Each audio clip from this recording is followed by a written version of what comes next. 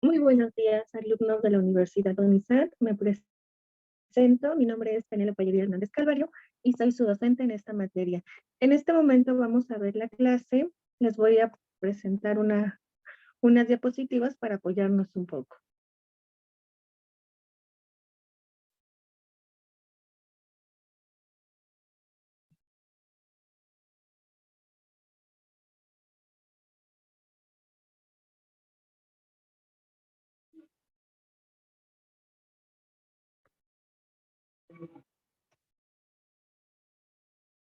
Bien, comenzaremos con un poco de generalidades y la importancia de nuestra materia.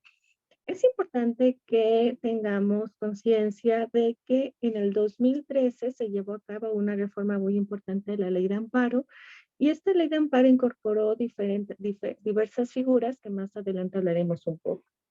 Esta nueva ley entró en vigor el 2 de abril del 2013. Hay que tener presente que no es que sea una nueva ley de amparo, esta ya la teníamos contemplada, simplemente le denominaron nueva ley de amparo porque le agregaron muchísimas cosas, pero ya la teníamos con anterioridad vigente. Ahora, ¿para qué nos sirve el juicio de amparo o por qué es tan importante? El juicio de amparo le permite a todas las personas dentro de nuestro territorio nacional defenderse de manera pacífica ¿de qué? De los actos de autoridad pública que violen los derechos humanos. El amparo es un medio de defensa que las personas tenemos que proteger ante los tribunales los derechos que reconoce nuestra Constitución cuando consideremos que una autoridad los está violentando. Aquí hay que tener presente dos cosas, que con la nueva ley de amparo, ¿qué fue lo que se agregó? Que las personas morales también pueden cometer actos de autoridad, no solamente el Estado, también lo pueden realizar las personas, las empresas particulares cuando ejecuten dichos actos. Ahora bien, ¿cuál es el objeto de amparo? El objeto del juicio de amparo siempre va a ser resolver controversias.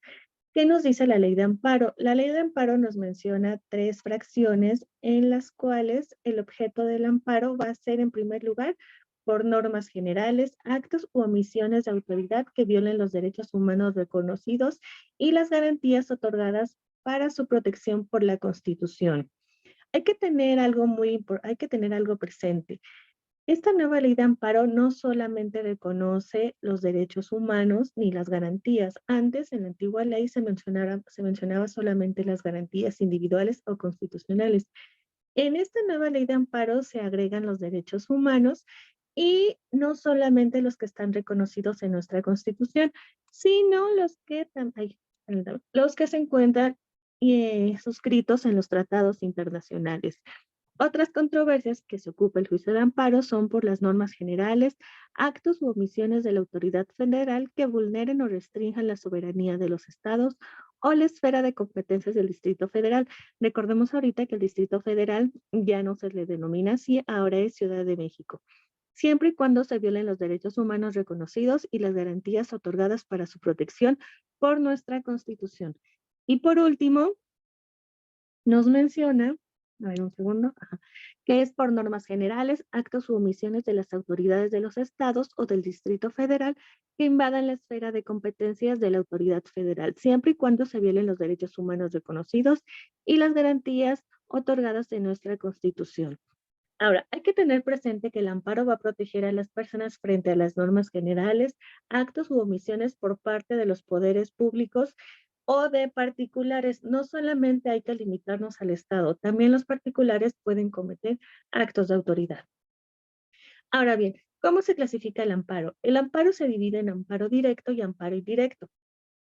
El amparo directo está regulado en el artículo 170 de la Ley de Amparo y el indirecto se encuentra regulado en el artículo 107 de la Ley de Amparo.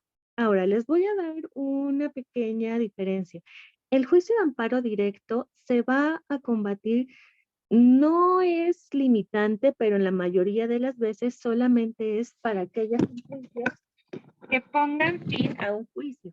Y el amparo directo va a ser para todo lo demás. Ahora, si ustedes están un poco confundidos en qué tipo de amparo se debe de interponer, esta es una buena clasificación, les comento.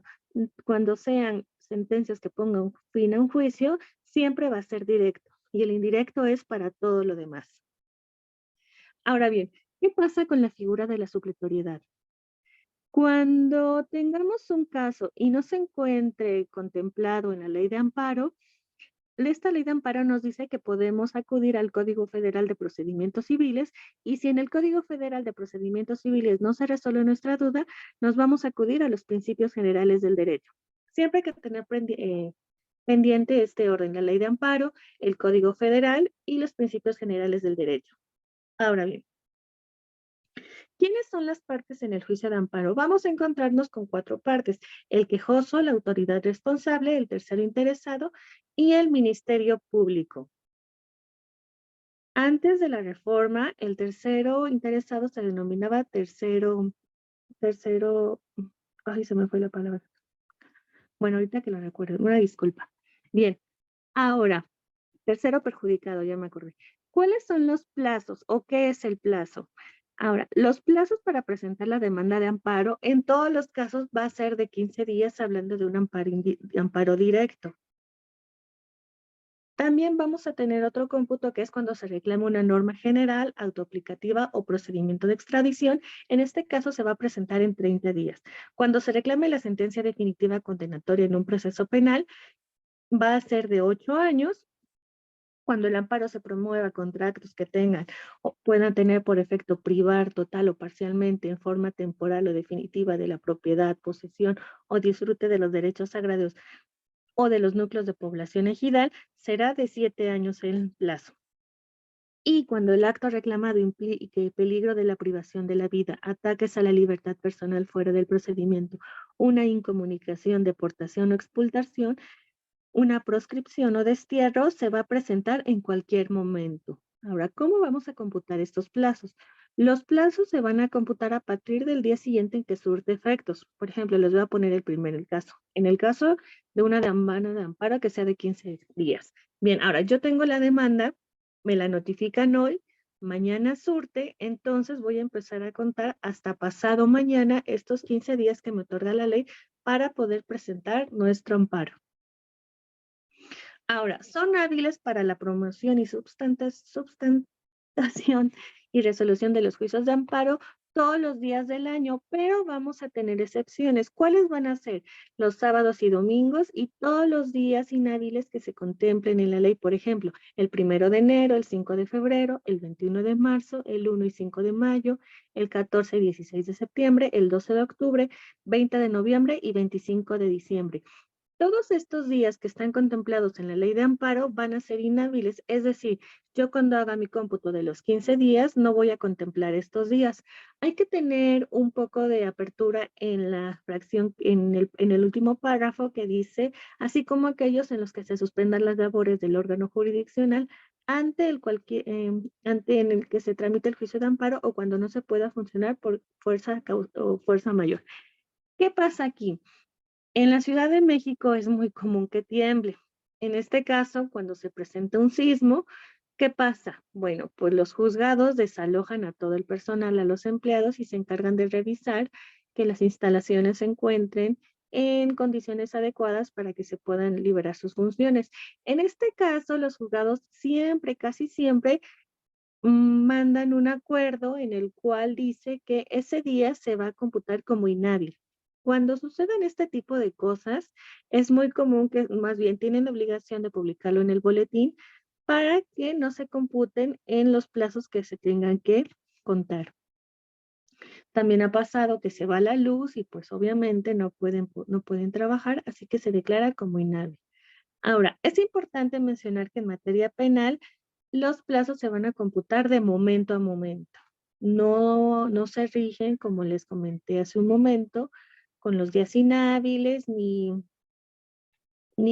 por los trámites cuando no se puedan funcionar por causa de fuerza mayor. Siempre hay que atendernos al momento y cuando tengan que resolver un amparo, siempre hay que estar muy pendiente de los boletines y cuando se declaren inhábiles los días.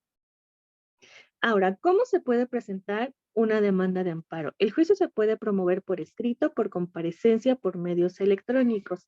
Este tercer punto es muy novedoso. ¿Por qué? Porque antes no se contemplaba. Ahorita, si uno ya no quiere llegar al juzgado al tribunal a presentar tu demanda, ¿qué es lo que pasa? Que por medios electrónicos nosotros tramitamos la fiel y podemos ingresar vía electrónica y toda la tramitación se lleva de esta manera. Ahora, ¿qué pasa con las notificaciones? Nos dice que las resoluciones que se dicten en los juicios de amparo deben notificarse más tarde del tercer día hábil siguiente. Es importante mencionar esto. ¿Por qué? Porque la obligación del juzgador es notificar en 3 días lo que yo estoy solicitando. Es decir, si yo ingreso una promoción, si me acuerdan algo, la autoridad tiene la responsabilidad de notificarme o de emitir un acuerdo durante esos 3 días. Siempre, siempre en materia federal se va a llevar de esta manera. Las notificaciones se van a llevar de diferentes maneras. Son 4 tipos: de forma personal, por oficio, por lista o de manera electrónica. Aquí, dependiendo qué es lo que se notifica, se van a decantar por alguna de estas 4 fracciones. Ahora, ¿quiénes son competentes para resolver el juicio de amparo? Vamos a encontrar 4 órganos: la Suprema Corte de Justicia de la Nación, los tribunales colegiados de circuito, los tribunales colegiados de apelación, los juzgados de distrito y los órganos jurisdiccionales de los poderes judiciales de los estados y del Distrito Federal. Siempre hay que atender al caso concreto para poder delimitar la competencia de nuestro asunto. Ahora, dentro del juicio de amparo vamos a encontrar 2 figuras muy importantes: la improcedencia y el sobreseimiento. ¿Qué entendemos por improcedencia? La improcedencia es la facultad que otorga la Constitución, la ley y la jurisprudencia a los tribunales de amparo para no conocer, una disculpa, para no conocer o en su caso desechar la demanda de amparo. Las causales de improcedencia se van a regular por el artículo 61 de la Ley de Amparo. Van a existir 23 causales y estas causales de improcedencia se analizarán de oficio por el órgano jurisdiccional que conozca el juicio de amparo. Ahora, ¿qué entendemos por el sobreseimiento? Va a ser la terminación anormal del proceso que conlleva la conclusión eventual del mismo y el archivado de las actuaciones. En este caso, no va a producir efectos de cosa juzgada. Son diferentes cosas el sobreseimiento y la cosa juzgada. Ahora, esto está regulado en nuestra ley por el artículo 63 y van a existir 5 causales. Es importante mencionar, a contrario sensu, con la improcedencia, que cuando las partes tengan conocimiento de alguna causal de sobreseimiento, la van a notificar de inmediato al órgano jurisdiccional que esté tramitando el amparo. Es importante que en este momento, cuando yo como parte interesada en el juicio tenga conocimiento de una causal de sobreseimiento, yo debo de adjuntar obligatoriamente las pruebas que acrediten lo que yo estoy diciendo. Y cuando el órgano jurisdiccional de amparo advierta de oficio una causal de improcedencia no alegada por alguna de las partes, ni analizada por el órgano, obligatoriamente se le tiene que dar vista al quejoso para que en un plazo de 3 días manifieste lo que su derecho convenga. Es decir, le dan podría decirse como un derecho de audiencia. No es un derecho de audiencia, pero es algo similar para que el quejoso tenga que decir lo relativo a la causal que se actualiza. Ahora, ¿cuál es la composición del Poder Judicial de la Federación?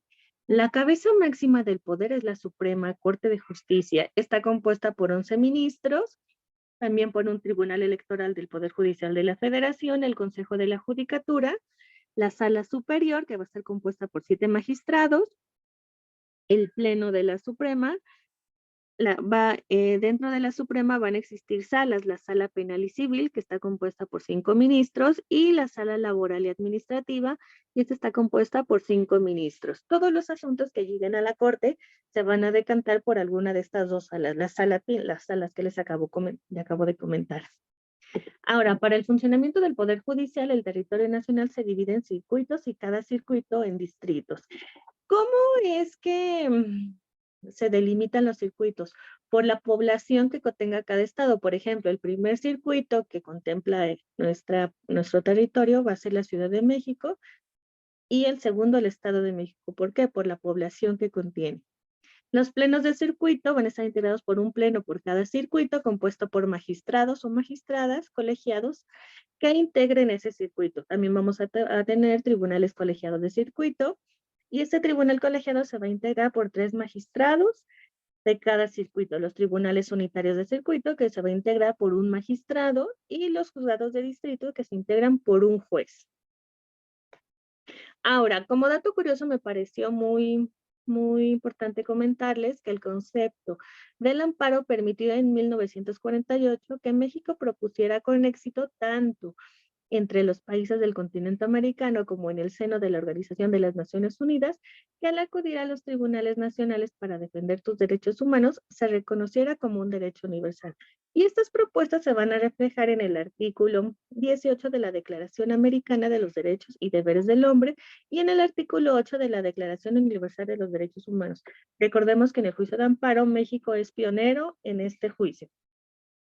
Aquí me permití ponerles que el artículo 8 de la Declaración Universal de los Derechos nos dice que toda persona tiene derecho a un recurso efectivo ante los tribunales nacionales competentes que le ampare contra actos que violen sus derechos fundamentales reconocidos por la Constitución o por la ley. Y asimismo, la Declaración Americana de los Derechos y Deberes del Hombre, en su fracción 17, nos dice que toda persona puede recurrir a los tribunales para hacer valer sus derechos. Asimismo, debe disponer de un procedimiento sencillo y breve por el cual la justicia lo ampare contra actos de la autoridad que violen en perjuicio suyo alguno de los derechos fundamentales consagrados constitucionalmente. Esto es todo por mi parte en la presentación. Es importante que lean un poquito la ley de amparo. Hay varias cosas que no van a estar contempladas en, permítame un segundo, que no van a estar contempladas en nuestro temario, pero en la ley sí lo contempla. Me gustaría mucho que le dieran una revisada para que puedan